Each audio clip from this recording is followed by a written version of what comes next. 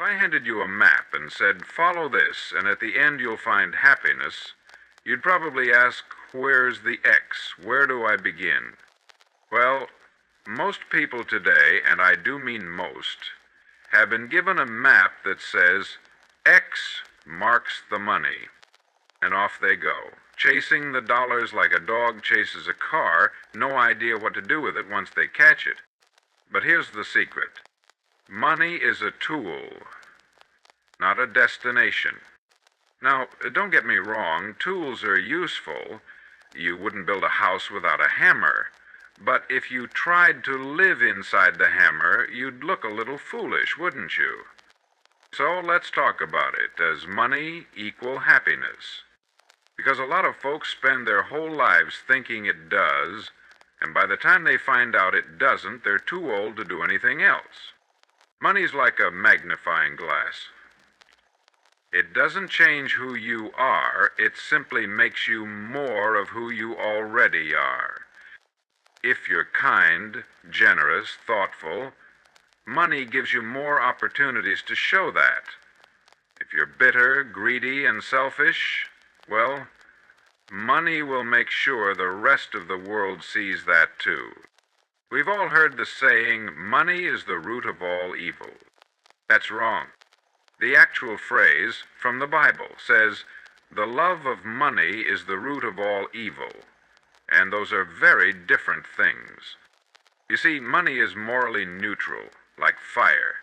You can warm a house with it or burn it down. Let me tell you about a man I once knew in Chicago. Let's call him Tom. Tom was a millionaire by 40. Fancy house, cars, stocks, the whole parade. But you know what he said to me over lunch one day?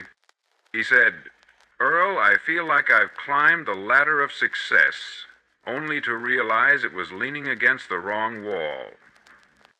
He'd spent 20 years chasing numbers in a bank account, but he never once asked himself, what kind of life do I want?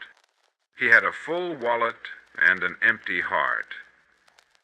Now, don't let this confuse you. I'm not saying money is bad. I'm not saying go live in a cave and chant mantras. What I am saying is this. If you think money equals happiness, you're chasing a shadow. Because money may buy you a bed, but not sleep. It may buy you food, but not an appetite. It may buy you medicine, but not health. It may buy you entertainment, but not joy. So then, what does buy happiness? That's where we'll go next. But I'll give you a clue. It's not something you get, it's something you become. So here we are. If money doesn't equal happiness, what does? Well, let's reverse the question. What do the happiest people have in common? You'll find a thread running through every joyful life, whether they're rich or broke, famous or forgotten. They know who they are. They know why they get up in the morning. And they live in alignment with those two truths.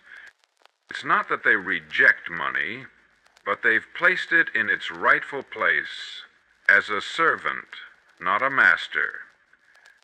Let me tell you a secret I've learned after decades of studying success. The richest people are those whose lives are deeply in tune with their values, their growth, and their contribution. I once knew a man who worked as a janitor at a local school. His name was James. He didn't make much, but he smiled every morning, remembered every kid's name, and even paid for a few school lunches out of his own pocket when a child forgot theirs. One day I asked him, "What keeps you so cheerful?"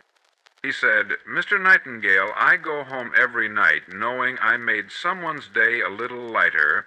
That's worth more than gold to me." Now here's the irony. When James passed away, the whole town came to his funeral. The mayor, the teachers, hundreds of students. People shared stories for hours. He was the wealthiest poor man I've ever known. Let me put it this way. Happiness is like sunlight.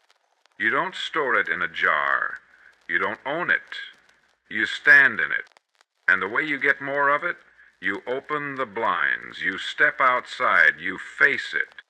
Money can buy a sun lamp. But if you want the real thing, you've got to know where to look. So, does money equal happiness?